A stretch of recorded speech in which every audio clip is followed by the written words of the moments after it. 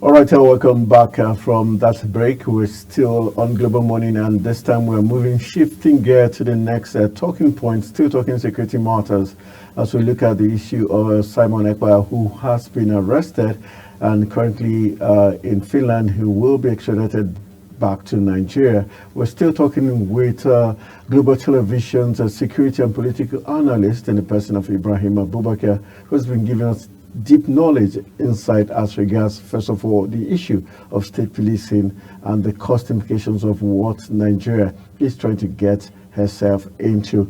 Let's look at this. Do you agree with the defense headquarters that this is victory for Nigeria?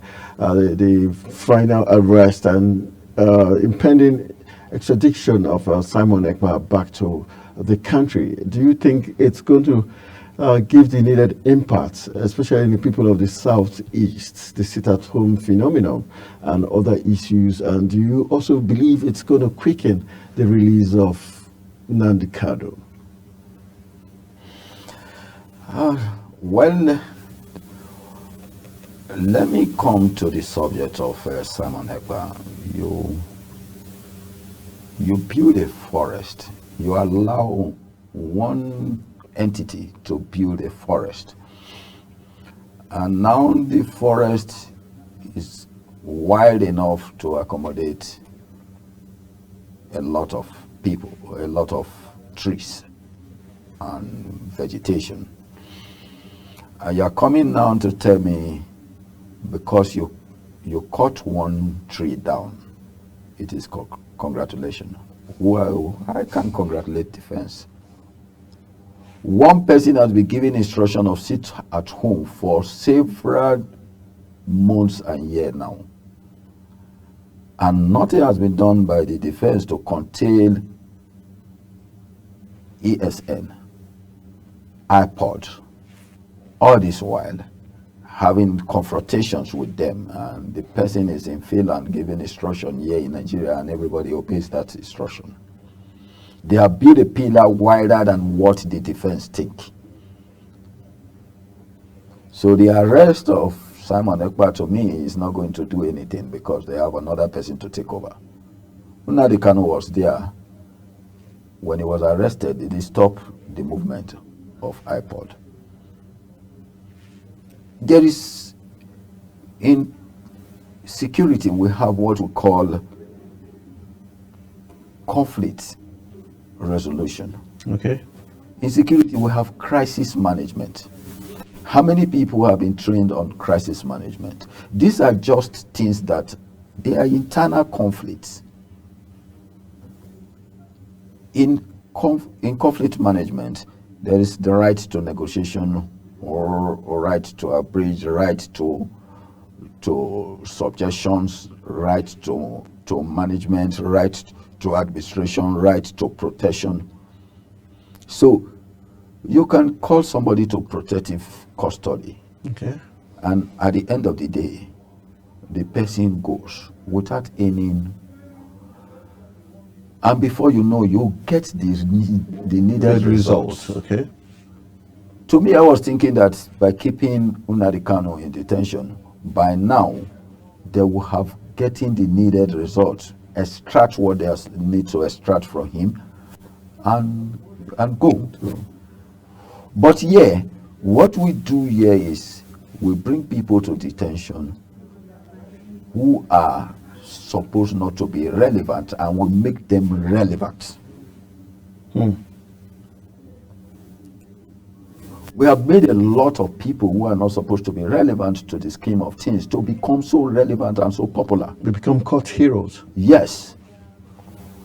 Because when you have made somebody relevant, there is no way you are going to turn that person irrelevant. True.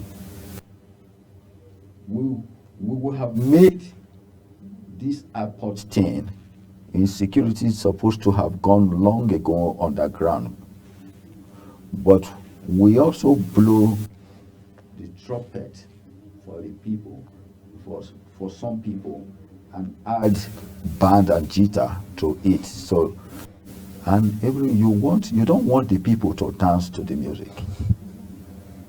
Nigerians are very emotional people, and we are being driven by our emotion.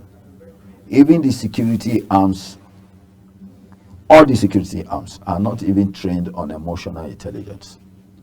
So we're even within the security, they still dance to emotions.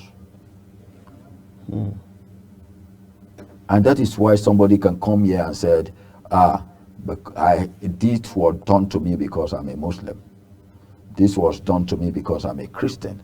This was done to me because I'm Hausa. This was done to me because I'm Yoruba. And this was done to me because I'm Igbo. This was done to me because I'm from Annam. I am a minority. But when we are trained on emotional intelligence and anger management, it will be difficult for anybody to say, I was ill-treated because I am this, because I am that, because I am Fulani. So we should look at it that, are we getting Simon Ekpa here to make him relevant? Yeah. Because the way they are going by it is to make the young man become more relevant. And somebody else could take over from him. For you, what would have been the better move? This is not the time to talk of the better move, because the move would have started long time ago, when it was still within Nnamdi Kanu and the rest. He was sent to court, he was released and rearrested again.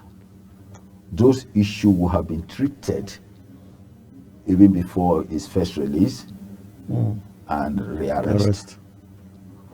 What will make the SSS tell me today that they were unable to penetrate the iPod or the ESN?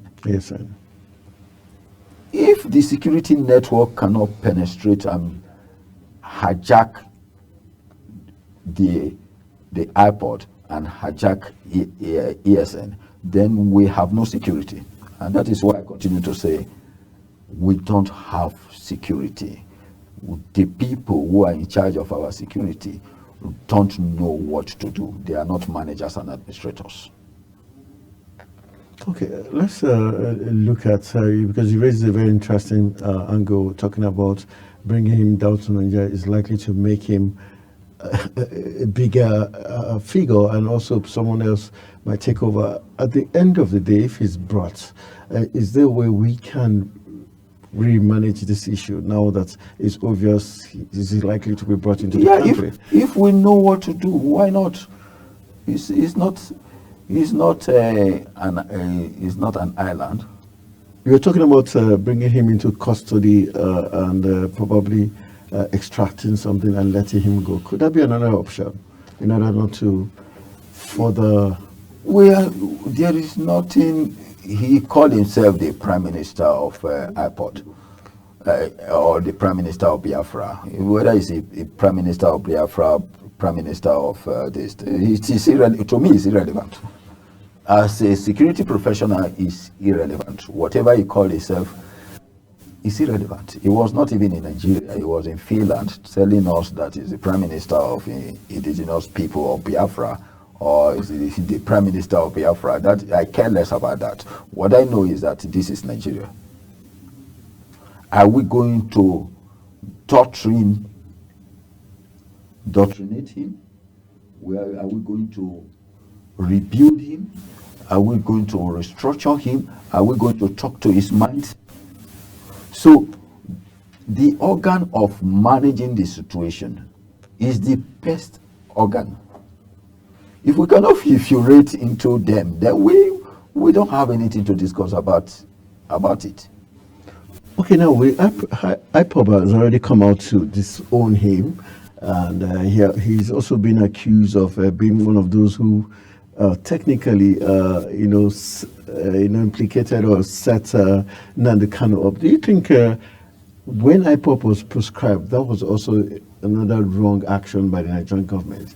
Because IPOB has kept saying they are not Boko Haram. They've not killed like the Boko Harams and all that. And Boko Haram and other ISWAP and other groups were not quickly, or the Shite group were not quickly prescribed, like IPOP was quickly prescribed. Do you think it's that the prescription of IPOP was done out of malice?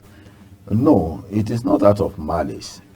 When you are in charge of security, or you are a security chief, there are decisions you don't take. But because of the fear of unknown, some of them act in prosy. Okay. And some of them act with being sensitivity and emotion. I said emotion drive a lot of them because they are not trained on emotional intelligence. So emotion drive them to say, we are fighting this and this is coming up. Okay. You don't have, to me, they don't have anything to fight. Serious? They don't have anything to fight. Let them bring a competent person to manage the Nigerian security and see whether we are going to have security challenges in the next 1 year. Are you saying the service chiefs, the chief of army staff, the chief of defense staff, the Navy, the Air Force, these men all are not good enough? In every part of the world, the defense and military security is just 5% of national security. Okay. Just 5% of national security. They are just under protective security. So if you want to bring security from the first arm of securities, citizen and human rights security, business and economic security, political security, environmental security, industrial security, productive security, security and the press, go back to security engineering. The only last arm of security is protective security. That is where they fall into. Protective security. Yes. So that is just about 5% element of security in all. But the government... So even if you widen it to 10%, good enough. You understand me? But even if you widen it to... So are they supposed to appear when the other arms are lacking? So the police is lacking in the other arms. The military are lacking in the other arms. So you don't give out what you don't have. That is the wrong template. And that is why we are facing the challenges we are facing. I just want, from the perspective of looking at what it is now, is there a way out for Nigeria as it is right now? There is always a way out. You can't put a pole, a round pole, on a square hole and think that you are going to, it's going to fit in. It's not going to fit in. Have you tried, this is just a personal question to you, have you tried reaching out from this perspective? I will reach out to whom? The relevant people, because if they don't have this knowledge, this awareness that this is a route to go, we might just be going in circles. If you have a proposal to Ministry of Defense, for example, and they call you for a presentation, Sure, yes. You give a presentation and everybody clap and you will never call back. Are you going to beg the Minister of Defense or beg the service chief to call you?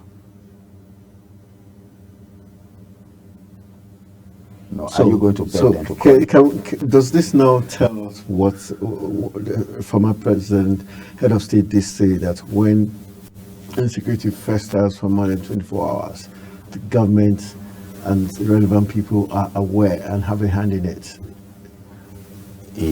Does it tally? It may be right, because as a chief executive of a nation, and he said that, then he should be right because he has his basic information.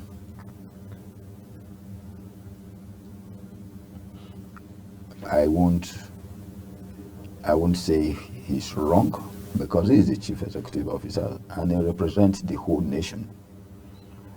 So, but the truth is that when security issues are not addressed within some certain ample of time, then there is something funny somewhere.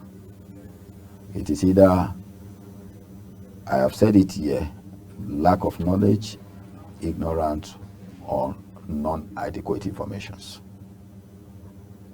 Because intelligence works with informations. So, and several times you will even see it that they have security information. They have intelligent information for so thing, and the things still happen. So if you have intelligent informations, why must that thing happen? How? All right, let's as we wrap up our discussions, let's look at the issue of Samuel Ekpa again, being brought back to Nigeria. We know he's of dual citizenship. Do you think Nigeria will be able to get the needed information and try him for treason, knowing fully well that he has double nationality? At what point do you think Finland might step in to say, wait a bit, this is also our own citizen?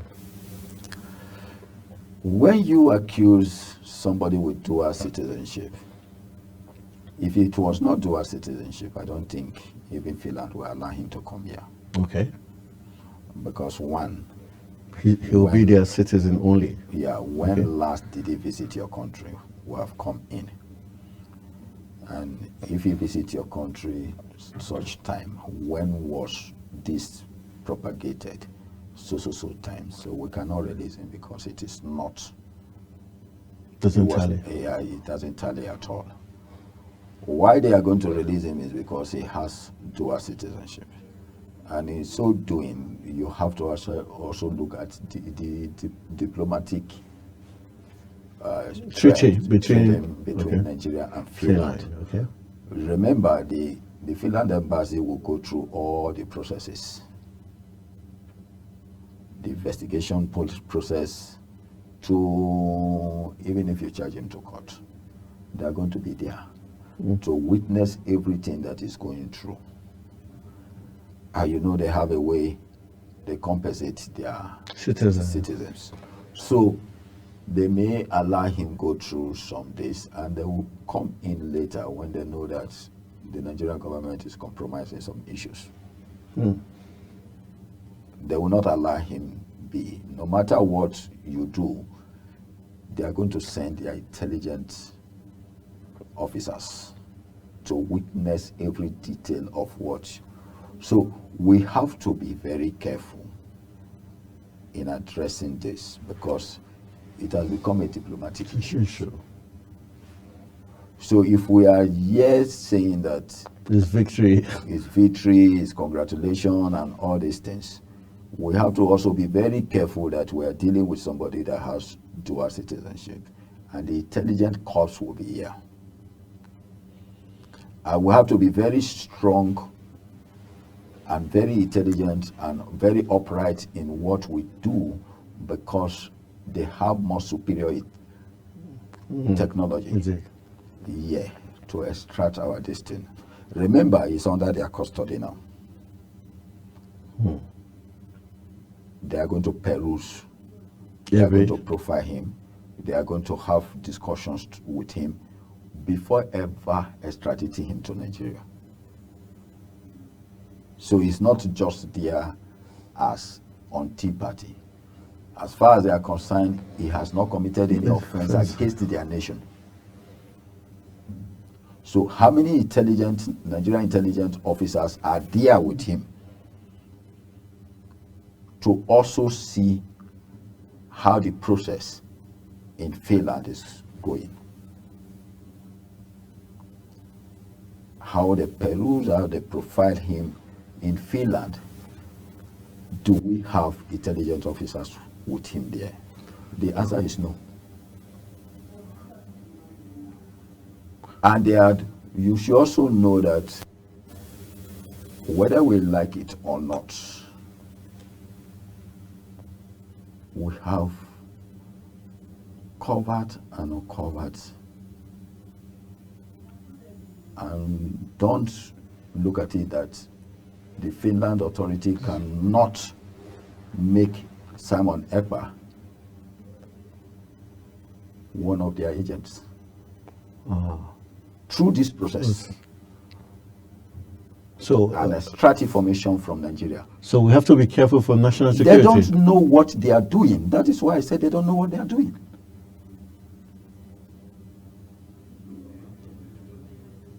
So you have started glorifying yourself by saying you have gotten victory when you don't know what will happen in the next 1 hour.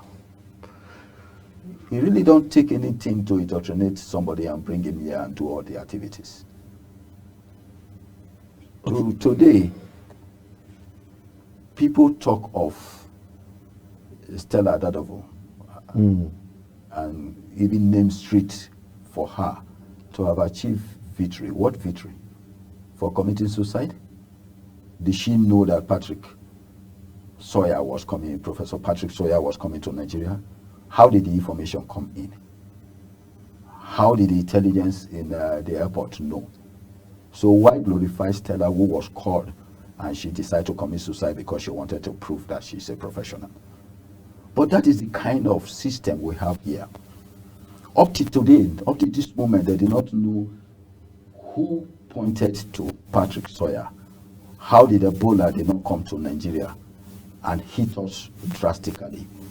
Who brought the information? How was Patrick Sawyer accustomed at the airport? How do the information fit in? And why was he single-handedly picked?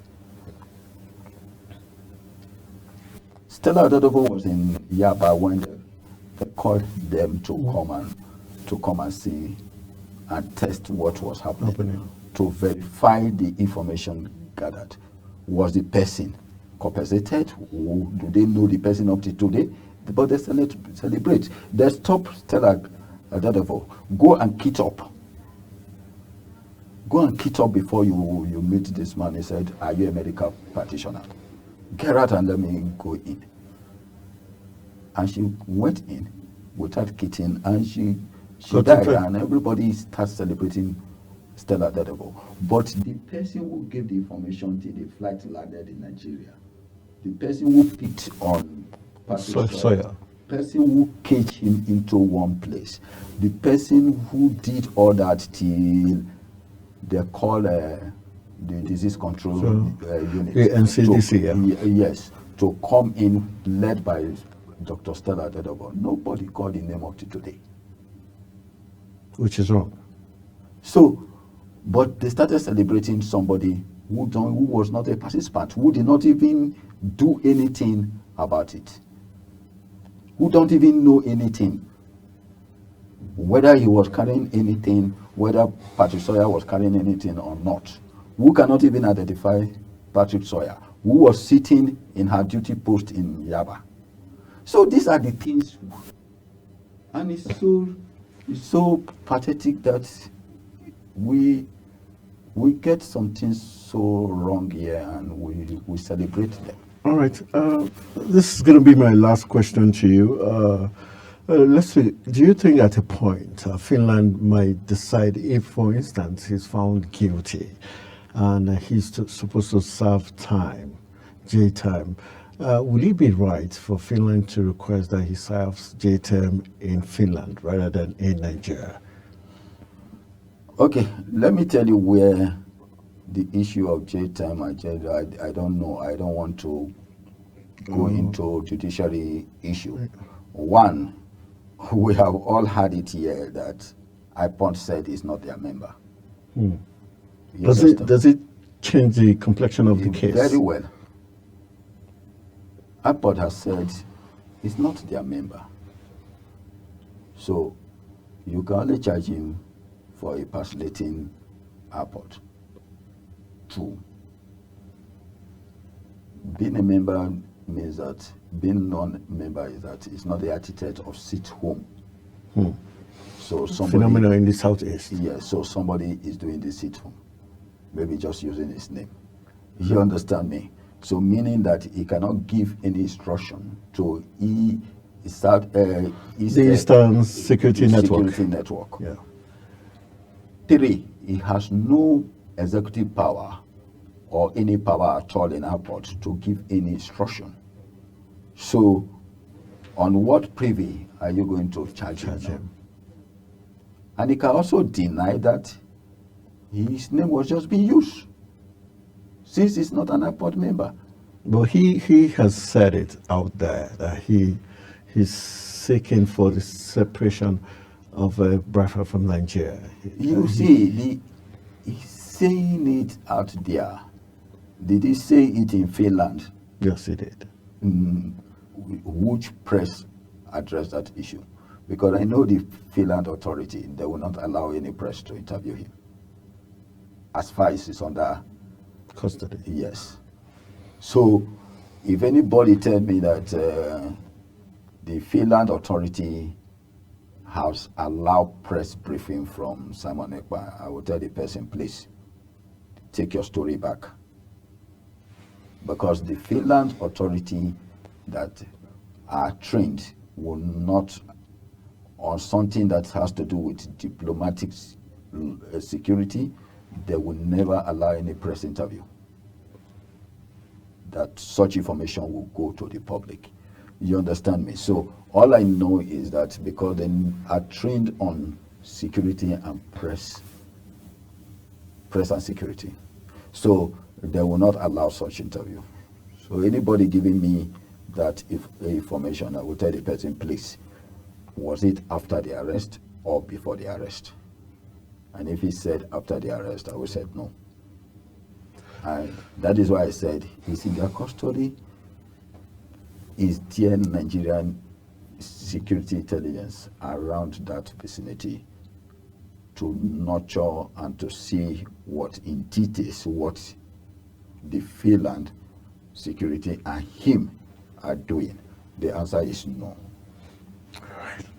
All right, that's how much time is going to take us. We want to say big thank you to Ibrahim Abubakar, Global Television's security and political analyst, for doing a yeoman's job this morning, making the picture truly clear as regards the comments by the Defense Headquarters celebrating the final impending extradition of Simon Ekpa back to Nigeria. As he has said, it's not yet uhuru for the Nigerian Defense Headquarters. So we'll be watching closely to see how this would pan out. Already, he has opened our eyes and mindset what we're likely to expect. I want to say thank you very much for enlightening us this morning as regards what we should be expecting as regards the state policing and also the likely extradition of Simon Ekpa back to Nigeria.